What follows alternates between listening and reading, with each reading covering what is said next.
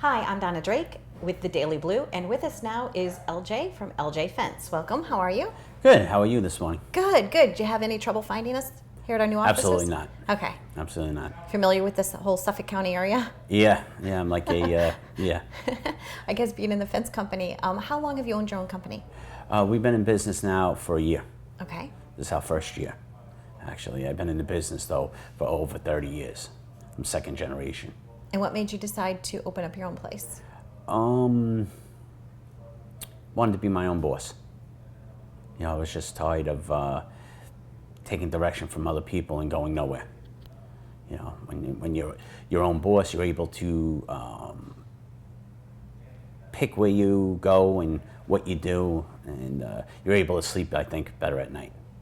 Because you feel like you've honored your word, I guess, on a job? Yeah, for me, the fencing business that I'm in isn't just a business. It's my life. I mean, LJ Fence, I'm LJ. Mm-hmm. It's not just a name. It's me. It's a person. So for me, I have to honor that stuff. When you work for a company, sometimes it doesn't work like that. It's about the, almighty dollar. What's important to know about fencing in today's economy? Like, when you're making a decision to purchase, what is some important information to know? Well, I think one of the most important things is return value. Okay. In any investment, it's an investment. It's going around your home or business. You want something that returns the revenue that you put out.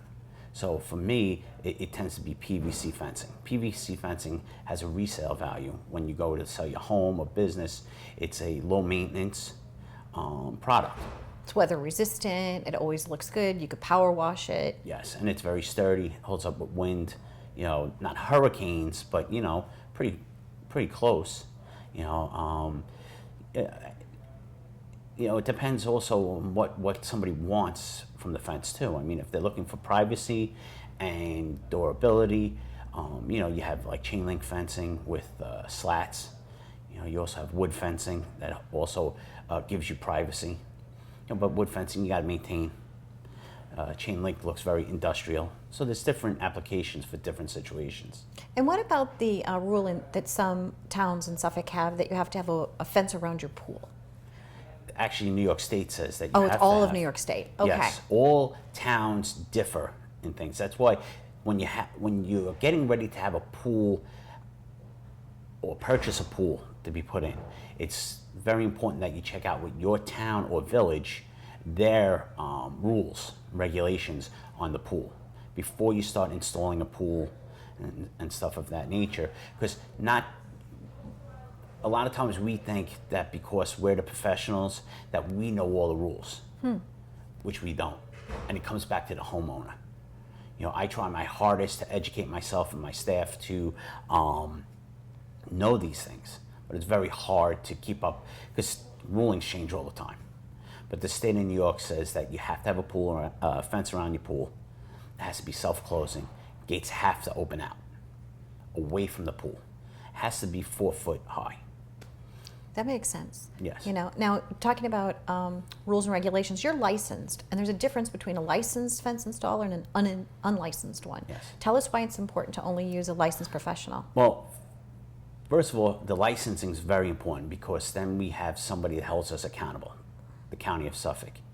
We also are licensed in the little villages, which they would also hold us accountable.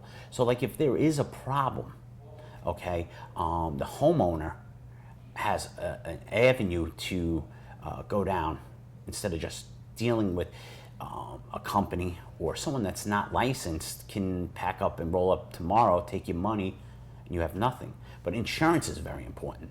Okay. You have to be insured. Okay. Liability is for accidents and of that nature, and the compensation is very important because if somebody gets hurt on a homeowner's property, if you don't have compensation and liability insurance, the person that gets hurt can sue the homeowner's insurance.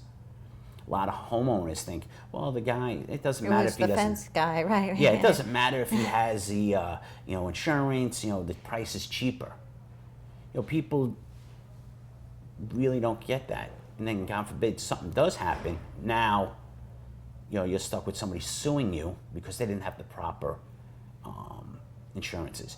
Compensation does not allow an employee to sue a homeowner or the owner of the company. They go after the insurance if workman's compensation. So it's more important when you're choosing to have a fence. It's not so much whether you're going to do PVC or wood or chain link. It's who's going to be installing that fence. Correct. Right? Are they going to stand behind their work? Right. Obviously you seem to be a person, like you said, your name is on the company. Right. So your reputation matters to you. Very much so. Do you offer any payment terms for your clients? Well, or 50% up, or paid in full? How's it work? It depends on the size of the job. Okay. It also, we normally like to do a third, and a third. But a lot of times jobs move so quickly, we'll take half up front and then half at the end. Okay. When you're satisfied. I'm not looking to take your money, and if you have a complaint, I want you happy. That is the main purpose of being in a service business, I find, is that I want to make the customer happy. It's tends not to be a customer after, you're in a customer and a company. It's a relationship. This is a relationship right now, you and I.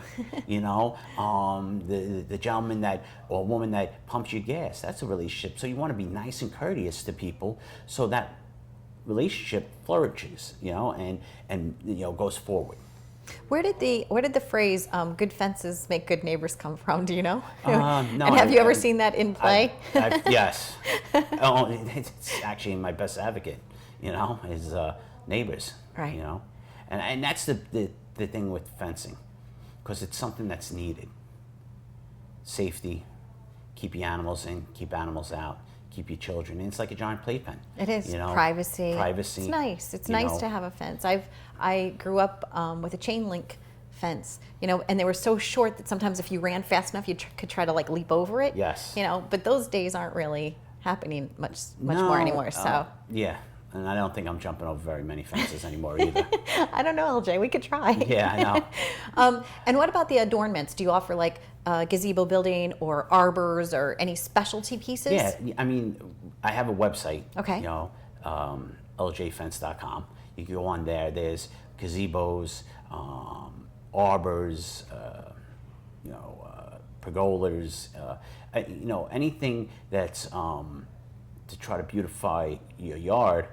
If I don't have it, I'll definitely try to help you find it, and the right people. I only use licensed and insured people also.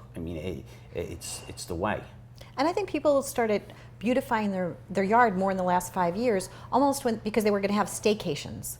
So instead of going on vacation, they take the money, like you said, make an investment so that their own backyard is their oasis. Correct. And that's true. When the recession hit us, a lot of people didn't have the income to jump on a plane and go to the Bahamas. So now you make your backyard your Bahamas, because you spend a lot of time in your yard, believe it or not, even if it's just barbecuing, parties, the kids over, the in-laws, Or the outlaws. Or the outlaws. Well, those ones, that's why the fence is up, to keep them out, But yes, you're right. The staycation is still a big part of, a home. Now, do you remember before we wrap up, do you remember maybe one project that you're just super proud of, and why? Well, I'm sure you're proud of everything, but yeah, is there one that my kind of sticks out for you, where you said when you drive by and you see that fence that you put up there, you're like, wow, that was a challenge that we overcame? Or it's more, I have a couple projects that I have done that were like pro bono, for nonprofit organizations. And there's a few of them. Anytime that people need help, they tend to call me. And the one thing I've learned is I know how to say no. And I tell people that straight out. Don't be afraid to ask. And I'm willing. I've been on the same block almost 40 years. Wow. In Suffolk County. My parents live there. It's like I said, I'm also second generation in the fence business. So being in a community that long, and it's home, you're willing to give back. And I find that if more businesses and more people that have a little bit more than your neighbor give back a little bit, it makes everything nicer. Well, excellent. Well, thank you for joining us on the Daily Blue. Oh, anytime. And I'm really looking forward to Thank seeing you you. again. We love working with you here at Blue Chip. It's a lot of fun. You're great to work with. You're easygoing, nice, and it's our Nice. pleasure to try to help you. Make sure you tell my family that. I will. I'll call them today. Hello, Yeah. hello. All right, stay tuned for more on the Daily Blue.